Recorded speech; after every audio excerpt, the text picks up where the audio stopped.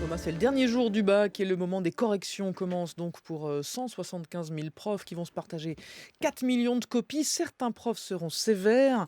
J'imagine que vous étiez très sévère quand vous corrigiez Mmh. le bac. D'autres cléments et parfois un sentiment d'injustice au moment des résultats. Le compteur est à moins 55 ans. Oui, on revient ce matin au mois de juin 1961. Des jeunes sur un trottoir devant un lycée. Un journaliste qui leur tend un micro. Oui, évidemment, il s'agit de bac. Et la lycéenne que vous allez entendre est en colère. J'ai fait examiner cette copie par une haute personnalité de l'enseignement qui l'a jugée valoir à peu près 18-19.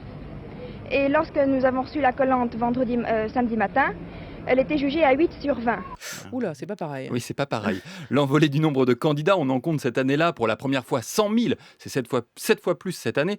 Eh bien, ça a rendu compliqué la correction des copies. Il y a eu énormément d'erreurs dans la transmission des notes, mais c'est aussi posé la question de la justesse de ces notes, on l'a entendu.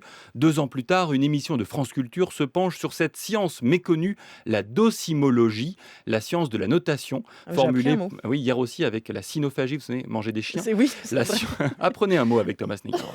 La science de la notation, formulée pour la première fois dans les années 1920 et qui, expérience à l'appui, démontre le caractère éminemment subjectif des notes, et ce dans toutes les matières, d'où une solution proposée par le directeur de l'orientation professionnelle en 1963. La solution souhaitable consiste vraisemblablement à procéder par double correction indépendante et à demander aux deux correcteurs de bien vouloir confronter leurs notes avant que soit attribuée la note définitive. Et la double correction, c'est le cas aujourd'hui au bac ou pas? Non, la double correction, c'est éventuellement le cas à l'agrégation, mais impensable au bac compte tenu du nombre de candidats, du temps réduit de correction, mais aussi du coût. Vous savez qu'aujourd'hui, un Hmm. prof est payé 5 euros la copie, ça deviendrait donc 10 euros par copie, c'est beaucoup trop. Alors, quelques années plus tard, en 1967, une autre solution est envisagée, plus scientifique, pour éviter les inégalités entre les candidats, et 2 techniciens devant d'immenses ordinateurs donnent leur solution. Comment avez-vous déterminé ou codifié ce côté Cette sévérité, je vois la sévérité, question que oui. vous voulez me poser. Alors, l'année dernière, un certain nombre de professeurs ont servi, ces professeurs ont corrigé, ces professeurs ont attribué une certaine note, et en fonction de la moyenne générale des notes attribuées, nous leur avons affecté un coefficient de sévérité.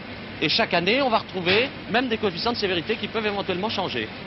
Je prends la philosophie où le coefficient est 4, si le professeur est très sévère, il faudra trouver 4 autres professeurs indulgents avec coefficient 1. Alors, c'est pas du tout le cas aujourd'hui, Ah, hein. dites donc. S'il peut arriver que des profs particulièrement sévères soient exfiltrés de la correction du bac, il se murmure même que certains ont cette stratégie pour ne pas corriger. Il n'y a aujourd'hui aucune mesure particulière pour équilibrer les jurys. Alors vous, bacheliers, ou vos parents, en tout cas futurs bacheliers, en ce jour de fin des épreuves du bac, si vous êtes un bon élève, ça peut vous inquiéter. Un mauvais, ça peut peut-être vous rassurer. Voilà, je vais vous donner un coefficient, tiens, Thomas, je vous en parlerai tout à l'heure.